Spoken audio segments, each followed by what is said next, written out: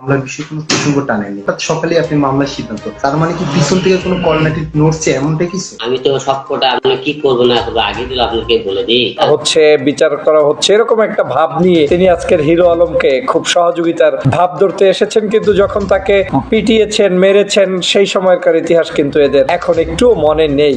আওয়ামী লীগ যে চক্রান্তটা এখন করছে আসসালামু আলাইকুম। টাইটেল এবং থাম্বনেল দিয়ে বুঝতে পারছেন আজকে কোন বিষয়ে ভিডিওটি হতে যাচ্ছে। তো না টেনে সম্পূর্ণ ভিডিওটি দেখতে থাকুন। তার আগে বলে রাখি, এরকম আপডেট নিউজ পেতে অবশ্যই চ্যানেলটিকে সাবস্ক্রাইব করে অল নোটিফিকেশন অন করে দিবেন এবং আপনাদের মতামত অবশ্যই কমেন্ট বক্সে জানিয়ে দিতে ভুলবেন না। তো সম্পূর্ণ ভিডিওটাই দেখতে থাকুন। তো ব্যক্তিত্ব জনাব হিরো আলম সাহেবকে দেখলাম ডিবির কার্যালয়ে উপস্থিত হতে, এবং ডিবি পুলিশের সেখানে হারুন সাহেব ইতিমধ্যেই পত্রপত্রিকায় এবং সংবাদ মাধ্যমের কাছে বিবৃতিও দিয়েছেন এবং খুব হাস্যরস অবস্থায় তাকে খোশ মেজাজে দেখা গিয়েছে ডিবির হারুনকে, এবং ডিবির হারুন বুঝাতে চেয়েছেন যে আইন সবার জন্য সমান, সুষ্ঠুভাবে আইন করা হচ্ছে, বিচার করা হচ্ছে, এরকম একটা ভাব নিয়ে তিনি আজকের হিরো আলমকে খুব সহযোগিতার ভাব ধরতে এসেছেন, কিন্তু যখন তাকে পিটিয়েছেন মেরেছেন সেই সময়কার ইতিহাস কিন্তু এদের এখন একটু মনে নেই। যাই হোক বন্ধুরা, আমার যে কারণে আজকের এখানে আলোচ্য বিষয় এখানে এসেছি সেটা হচ্ছে এজন্য যে আমি ব্যক্তিগতভাবে হিরো আলম সাহেবকে কোনোভাবে খাটো করা কিংবা তাকে উচ্চ মাকামে পৌঁছে দেওয়ার জন্য নয়, কিন্তু আমার কাছে যে বিষয়টা সন্দেহ হচ্ছে বেশ কয়েকদিন পর্যন্ত, সেটা আমার জনমনের, আমার ফ্যান ফলোয়ার্স যারা আছে তাদের সাথে একটু শেয়ারিং করা। আমি নিশ্চয়ই সম্মান করি জনাব হিরো আলম সাহেবকে। তিনি একজন প্রান্তিক শহর থেকে উঠে আসা একজন মানুষ। তিনি অনেক কষ্ট পরিশ্রম করে এই অবৈধ ফ্যাসিস্ট সরকারের অধীনেও কয়েকটি নির্বাচনে গিয়েছেন, যদিও সেই নির্বাচনগুলোকে আমরা কেউ পছন্দ করি না। এই নির্বাচনে আমাদের দলসহ বিরোধী মতের কেউই যাচ্ছে না। তারপরেও একজন সাংবিধানিকভাবে যে কোনো ব্যক্তির অধিকার আছে নির্বাচনে যাওয়ার। এই ব্যক্তি নির্বাচনে যাওয়ার পরেও আমরা কিন্তু হিরো আলম সাহেবের সেই নির্বাচনের পক্ষে নই। তবে হিরো আলমকে যে আক্রমণ করা হয়েছে, তার উপরে জুলুম করা হয়েছে, নির্যাতন করা হয়েছে, দেশি বিদেশি বিভিন্ন মিডিয়া এবং রাজনীতিবিদ পাশাপাশি কূটনৈতিক সকলের সাথে আমরাও কিন্তু সেটার প্রতিবাদ করেছিলাম। ব্যক্তিগতভাবে হিরো আলম সাহেবের কে পছন্দ করবেন কি করবেন না, পক্ষে বিপক্ষে থাকতেই পারে মতামত, কিন্তু তার উপরে একটা জুলুম হয়েছে, সে জুলুমের প্রতিবাদ আমি করেছি, অনেকেই করেছেন, আমার মতো আমার দর্শক শ্রোতা যারা আছেন সকলেই কিন্তু সেটা করেছেন। কিন্তু বেশ কয়েকদিন পর্যন্ত আমার কাছে এই ডিবি কার্যালয়টাকে খুব সন্দেহজনকভাবে, এমন সন্দেহ যেটা আমার নিজেকে ভাবিয়ে তুলেছে যে ডিবি হারুনের কাজই আসলে হচ্ছে মানুষের মধ্যে বিভিন্ন জায়গায় বিভ্রান্ত সৃষ্টি করা এবং জনগণকে বিভিন্ন প্রলোভন দেখিয়ে বিভিন্ন ধরনের কি বলে আপনার শুদ্ধ উচ্চারণ করে কিছু কথা বলে তারপরে মানুষদেরকে বিভ্রান্ত করা। আমি দেখেছি ডিবি হারুন, আপনারা নিশ্চয়ই জানেন যে গত কয়েকদিন আগে যখন ঢাকা 17 আসনে নির্বাচন হলো, সেই আসনের নির্বাচনে আমাদের হিরো আলম সাহেব, যিনি একজন স্বতন্ত্র প্রার্থী ছিলেন, তিনি সেখানে ভোট যে নির্বাচিত হয়েছেন তার থেকে বেশি পাওয়ার কথা, এজন্য যে কাস্টিং ভোটের মধ্যে তার জনপ্রিয়তা একটু হলেও বেশি, কিন্তু সেখানে তাকে ঠগানো হয়েছে। ভালো কথা, সেই নির্বাচনে যখন তার উপরে আক্রমণ করলো যে আওয়ামী লীগের ছেলেরা, সেই আওয়ামী লীগের ছেলেদেরকে হঠাৎ আমি দেখলাম ডিবির কার্যালয়ে। তখন আমার সন্দেহ হলো যে একজন মামলার আসামি, তার সাথে তো আমি সালিশ করার জন্য কোথাও বসছি না। যার বিরুদ্ধে আমার মামলা হবে, কেস হবে, তাকে তো আপনি জেলে নিয়ে যাবেন, জেলে যাওয়ার পরে আইন সিদ্ধভাবে জেল থেকে বিচার হবে, বিচারের অধীনে সেখান থেকে যা রায় হবে সেটাই হবে। কিন্তু আজকের সেই হিরো আলম সাহেবের সামনে হাজির করলো ডিবি হারুন, কাদেরকে? ছাত্রলীগের সেই ছেলেদেরকে হারুন সাহেব সেই হাজির করে প্রমাণ করতে চাইলেন যে খুব একটা মহৎ কাজ তিনি করে ফেলেছেন, এবং তার কাছে মাপ চাওয়ানোর জন্য একটা বেশভূষা ধরালেন, এবং সেখানে আমরা দেখলাম যে তিনি মাপও চেয়েছেন, এবং মাপ চাওয়ার পরে সেখানে আরও অনেক কথোপকথন সেখানে হয়েছে। তখনই আমার কাছে মনে হয়েছে যে আইন আসলে বাংলাদেশের নেই। আপনি মাপ চাবেন সেটা ডিবির কার্যালয়ে, আমার কাছে আমার বাবাকে যে খুন করেছে আপনি সেই খুন করা ব্যক্তিকে উপস্থিত করে এনে আমার পাও ধরিয়ে দিবেন, এটা তো কোনো আইনসিদ্ধ কাজ নয়। সেখান থেকেই আমার মনে হয়েছে যে এই ডিবি হারুনরা আজকের বিভিন্ন ধরনের ষড়যন্ত্রের ফাঁদ ফেদে বিভিন্ন বিভিন্ন মানুষদেরকে আজকের বিকৃতভাবে উপস্থাপন করতে চায়, বিভিন্নভাবে তাদেরকে বিভিন্ন কলাকৌশলে আটকাতে চায়। হিরো আলম সাহেব বাংলাদেশে নির্বাচন করবেন, তার এই নির্বাচনের তার ব্যক্তিগত স্বাধীনতা। যত জায়গায় তার উপরে জুলুম হয়েছে, নির্যাতন হয়েছে, পূর্বের ন্যায় আজও আমি তার তীব্র নিন্দা জানাই, কারণ একটি সরকার সেটা করতে পারে না। কিন্তু আজকের হিরো আলম সাহেব রিজভী সাহেবের বিরুদ্ধে যখন মামলা করতে গেলেন, তখন আমি একটু ঘটনা তদন্ত করে নিজের মতো করে দেখতে গেলাম। যেই ভিডিও নিয়ে তিনি মন্তব্য করেছেন, এ ধরনের হিরো আলমকে নিয়ে বাংলাদেশে মন্তব্য পূর্বে বহু রাজনৈতিক দলের নেতাকর্মী ইনক্লুডিং আমি সহ অনেক আগে এ ধরনের অনেকেই অনেক মন্তব্য করেছেন। তাকে নিয়ে তাকে কেউ কন্টেন্ট ক্রিয়েটর বলেন, তাকে কেউ আপনার ইউটিউবার বলেন, তাকে কেউ আপনার গান নাচ মানে অনেক ধরনের উপাধি তাকে দিয়ে মানুষ ডাকতে পছন্দ করেন।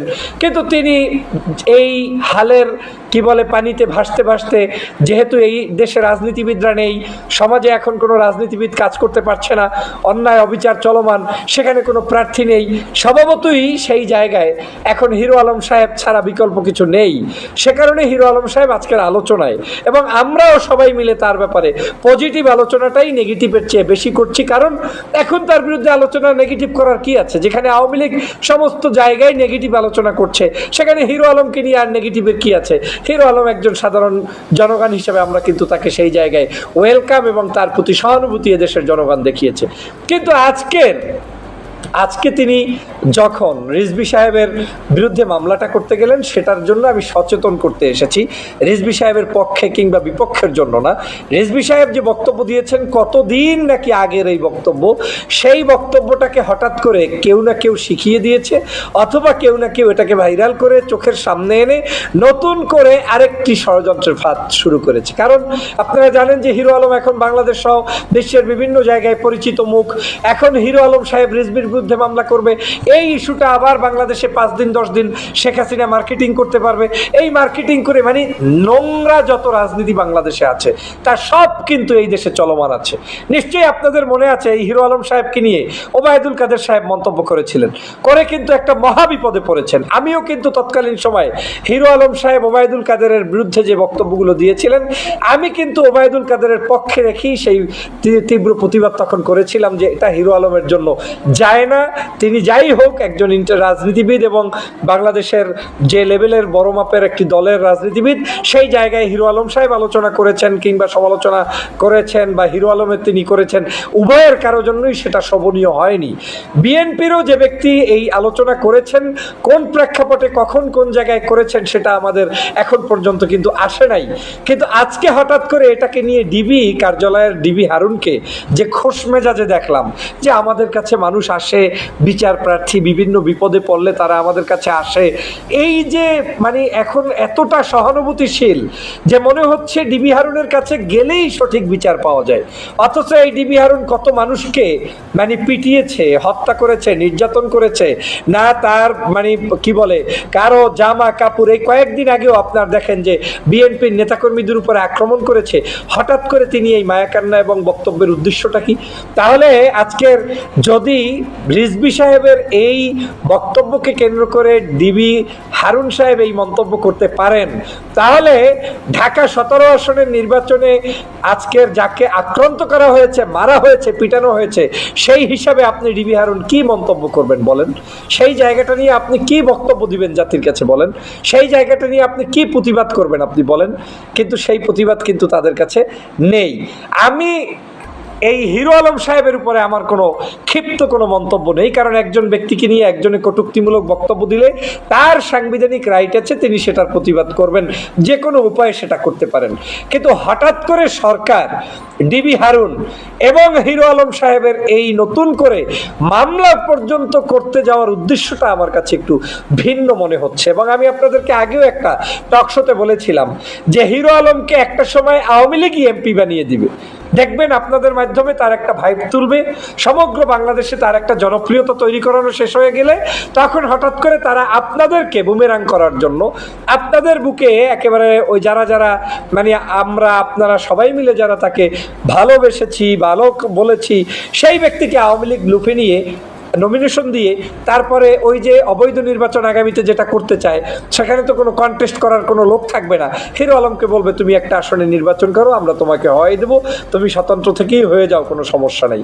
এ ধরনের কার্যক্রম করাটা অসম্ভব কিছু নয়, এটা আমি পূর্বে একটা টকশোতে বলেছিলাম। তার কিছুটা নজির নতুন করে আজকে আপনারা দেখা শুরু করলেন। না হয় হিরো আলম সাহেব আজকের কেন হঠাৎ করে রিজভী সাহেবের বিরুদ্ধে মামলা করতে গেলেন? যদি তাই হয় তাহলে আপনি কেন ওবায়দুল কাদেরের বিরুদ্ধে মামলা করতে গেলেন না? আপনাকে তো ওবায়দুল কাদেরও এই ধরনের একটা মন্তব্য খারাপ করেছে, আবার আপনাকে নিয়ে তো কত ভালো ভালো মন্তব্য করেছে। বিএনপির মহাসচিব করেছে, বিএনপির নেতাকর্মীরা করেছে, বিভিন্ন জায়গায়, শুধু বিএনপি না, জামাত, বিএনপি, হেফাজত, তাবলিগ, বাংলাদেশের নিরপেক্ষ বিভিন্ন মানুষ তো আপনাকে নিয়ে কত ওয়েল উইশ জানিয়েছে। হিরো আলম সাহেব, আপনাকে মনে রাখতে হবে, এই যারা ওয়েল উইশ করেছে একজনও আপনার ব্যক্তিগত কোনো সমর্থক নয়। শুধুমাত্র বর্তমান ফ্যাসিস্ট আওয়ামী লীগ সরকারের বিরুদ্ধে প্রতিবাদ করার একটি যন্ত্র আপনি ছিলেন। আপনি দাঁড়িয়েছেন, আর কেউ দাঁড়ায়নি। সরকারের এই নৌকার বিপক্ষে যাকে পেয়েছে তাকে জনগণ লুফে নিয়েছে, একটু হলেও সেখানে আপনার জন্য করেছে। কিন্তু ভাবার অর্থ কোনো সুযোগ নেই যে এরা ব্যক্তিগতভাবে আপনাকে হাজার হাজার সালাম দিয়ে আপনাকে এমপি বানিয়ে দিবে। আজকে যদি বাংলাদেশের প্র্যাকটিক্যাল রাজনীতি থাকতো তাহলে আপনার রাজনৈতিক অবস্থানটা কোন জায়গায় থাকতো সেটা কিন্তু আপনার বিবেচনায় রাখতে হবে।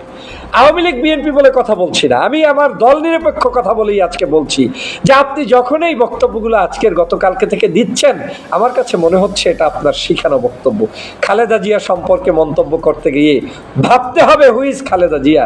খালেদা জিয়ার বাংলাদেশের, আমরা তো এ ধরনের কোনো বড় বড় কবি নজরুল কি পাশ করেছে, অমুকে কি অর্জন করেছে, এই আলোচনা তো পৃথিবীর কি কবি নজরুল। খালেদা জিয়া আজকের বাংলাদেশের সাবেক 3 বারের প্রধানমন্ত্রী। দেশ নেত্রী বেগম খালেদা জিয়া বাংলাদেশের গণতন্ত্রের সবচেয়ে যে সর্বোচ্চ অবদান রেখেছে। খালেদা জিয়ার হাজবেন্ড বাংলাদেশের কি বলে স্বাধীনতার ঘোষক। তার যে মানে বহুরূপী জ্ঞান, সামাজিক দক্ষতা, রাষ্ট্রীয় জ্ঞান, বিশ্ববরণ্য একজন ব্যক্তিত্ব, সেই জায়গায় আমার মতো চুনিপুটি কিছু বললেও কিছু আসে যায় না, কিছু না বললেও কিছু আসে যায় না। কিন্তু আমি যেটা বলতে চাই, আজকের এই আপনার এই মন্তব্যটা আপনারও না, আপনাকে কেউ না কেউ ব্ল্যাকমেইলিং করছে, যেটা আপনারা কিন্তু একটু ভেবে দেখবেন। আপনাকে নিশ্চিত এই আওয়ামী লীগের কোনো একটা টোপ আপনার পিছনে ফেলানো হয়েছে। কিন্তু আজকের এই আওয়ামী লীগ যেটা চাচ্ছে, হিরো আলমকে দিয়েই নতুন কোনো ষড়যন্ত্র পাতা যায় কিনা, যেটা পাতলে সেটা মানে একেবারেই মানে কি বলে হালকার উপরে একটু আপনার এই পরিবেশটাকে নষ্ট করে নির্বাচনের আগে তাদের একটু সময় ক্ষেপণ করা। না হয় রিজভী সাহেব যে মন্তব্য করেছেন, বাংলাদেশের প্রতিনিয়ত হিরো আলমকে নিয়ে গালিগালাজ করার লোকের সংখ্যার অভাব কিন্তু নেই, আবার তার পক্ষে বক্তব্য দেওয়ারও লোকের সংখ্যার অভাব কিন্তু নেই। কিন্তু পক্ষের বক্তব্যগুলো কারা দিচ্ছে? এরা একজনও হিরো আলমের ব্যক্তিগত কোনো মুরিদ না, ব্যক্তিগত কোনো কিন্তু একেবারে সমর্থক না। হ্যাঁ, কিছু তো আছেই অবশ্যই, কিন্তু বাংলাদেশের যারা শেখ হাসিনাকে অপছন্দ করে, এই শেখ হাসিনার বিপরীতে হিরো আলম, এটাকে বলছে আজকের কি বলে মানে মানুষ এটাকে লুফে নিয়েছে। শেখ হাসিনার বিপক্ষে হিজড়া নির্বাচন করছে, মানুষ সেই হিজড়াকে সমর্থন দিচ্ছে, এটাই হচ্ছে বাস্তবতা। এখন হিজড়াকে সমর্থন দেওয়ার অর্থ এই নয় যে হিজড়ার লক্ষ লক্ষ সমর্থন আছে। হিরো আলম সাহেবকে আজকের এখানে কি বলে সমর্থন দেওয়ার এই নয় যে হিরো আলম সাহেব লক্ষ লক্ষ সমর্থক নিয়ে বসে আছে। বাস্তবতা হচ্ছে যে আপনাকে আমরা বাংলাদেশের মানুষ মনে করেছে যে আপনার উপরেও যে জুলুম হয়েছে এটা অবশ্যই নিন্দনীয়। শেখ হাসিনার এই ফ্যাসিবাদী সরকারের নিন্দনীয় কাজটি কেউ পছন্দ করে নাই বিধায় এ ধরনের মন্তব্য কিন্তু করেছে। আজকের সেজন্য বলছি যে আমার কাছে মনে হচ্ছে ব্যক্তিগত হিরো আলম সাহেবের ব্যাপারে যে কেউ যে কোনো খারাপ মন্তব্য করলে সেটার আমি পক্ষপাতিত্ব নই। তবে হিরো আলম সাহেবকে নিয়ে আজকে নতুন করে ডিবি হারুনের মন্তব্যকে কেন্দ্র করে আমার মনে হয়েছে এটা আরেকটা সাজানো নাটক, সেটাই আপনাদেরকে ক্লিয়ার করতে এসেছি।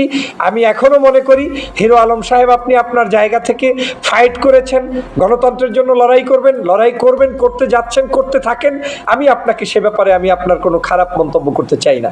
কিন্তু আপনি যাদেরকে নিয়ে হঠাৎ করে ভিডিও বানানো শুরু করেছেন, কিংবা হঠাৎ করে একেবারে নির্বাচন কমিশনে যাবেন বা ডিবি কার্যালয়ে যাবেন, এই ঘন ঘন ডিবি কার্যালয়ে যাওয়াটাই আমার কাছে মনে হচ্ছে যে আপনি তাদের কোনো একটি ষড়যন্ত্রের মধ্যে পড়েছেন। আপনার নিশ্চয়ই মনে আছে এই হারুন গত কয়েকদিন আগে বিএনপির কেন্দ্রীয় নেতাদেরকে নিয়ে, একজন গয়েশ্বরচন্দ্র রায়কে নিয়ে যে অভিনয়টা সেখানে করেছে, মানে কি বলে খাবার দিয়ে সেটাকে ভিডিও করে ছবি তুলে তারপরে বাহিরে করেছে। এখন এই খাবার নিয়ে মন্তব্য থাকতেই পারে, পক্ষে বিপক্ষে থাকতেই পারে, সেটা ভিন্ন জিনিস। এখন অনেকে বলেছেন তিনি ডায়াবেটিসের রোগী, অসুস্থ ছিলেন, তাকে প্রপোজ করা হয়েছে এমার্জেন্সি, এবং এটা নিয়ে কিন্তু গয়েশ্বর দাদা বিবৃতি পর্যন্ত দিয়েছেন, যেটা নিয়ে আমার কোনো মন্তব্য করার কিছু নেই। কিন্তু আমার কাছে মনে হয়েছে এই ডিবির কার্যালয়টা শেখ হাসিনার একটি অবৈধ তন্ত্রকে বাস্তবায়নের একটি নীলনকশা বাস্তবায়নের জায়গা। এই হারুনদের কাজই হচ্ছে যাকে তাকে ডেকে এনে তারপরে হারুনরা জানে যে কাকে কখন কোন অবস্থায় কি করতে হবে। আজকের এই হিরো আলম সাহেবের মানে তার ব্যক্তিগতভাবে তার যদি ভালো কিছু সে অর্জন করে, নির্বাচন করে, জয়যুক্ত হয়, সেটার জন্য আমার ওয়েল উইশ ছাড়া তার প্রতি নেগেটিভ এখন পর্যন্ত কোনো মন্তব্য আবার নেই। তবে এতটুকু আমি মন্তব্য করলাম, গায়ে ভাসিয়ে বক্তব্য দেয়া থেকে বিরত থাকতে হবে। আপনার বাংলাদেশের প্রত্যেকটি হিরোকে আমরা দেখেছি, বিভিন্ন জায়গায় তারা অনেক জনপ্রিয় হয়েছে, শুধুমাত্র অবস্থান পরিবর্তনের কারণে কিন্তু জনগণের কাছে ধিক্কৃত হয়েছে। আপনি যতটুকু জায়গা থেকে এই জায়গায় উঠে এসেছেন ইজ গুড এনাফ, আপনার জন্য গুড এনাফ, অনেক বড় অর্জন আপনি করেছেন। কারণ আওয়ামী লীগের আমলে জামাত ইসলাম জেলে, বিএনপি জেলে, খালেদা জিয়া জেলে, কেউ নাই রাস্তায়। এখন রাস্তায় আছে কে? আপনি আছেন আর নৌকা আছে, এবং আপনাকেই পেলে পুষে সরকার সেখানে রেখেছে বা রাখবে। অতএব আপনি সেখানে আসার কারণে স্বভাবতই নৌকার বিপক্ষে যারাই আছে তারা একটু হলেও আপনাকে কি করবে, আপনাকে মানে ওয়েল উইশ করবে, এতটুকু তো অন্তত আপনাকে করবে। কিন্তু সেই জায়গাটা আপনি গ্রহণ করে যতটুকু সম্মান অর্জন করতে পেরেছেন, এই সম্মানটা রক্ষা করতে হলে ব্যালেন্স হতে হবে। আপনাকে খুব সাবধানতায় পথ চলতে হবে যে কোনো বিষয়ে। আপনার যদি একজনের বিষয়ে মন খারাপ থেকেও থাকে, আমাকে নিয়ে তো কত হাজার কত গল্প, কত কথাই আওয়ামী লীগ বলবে, ছাত্রলীগ বলবে।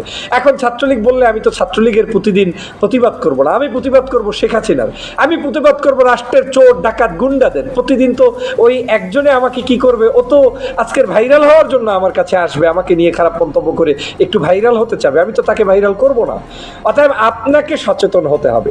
আপনি যদি বলেন যে আজকের এই ধরনের মন্তব্য করে আজকের এই মুহূর্তে ভালো কিছু অর্জন করতে পারবেন, সেটা আমার কাছে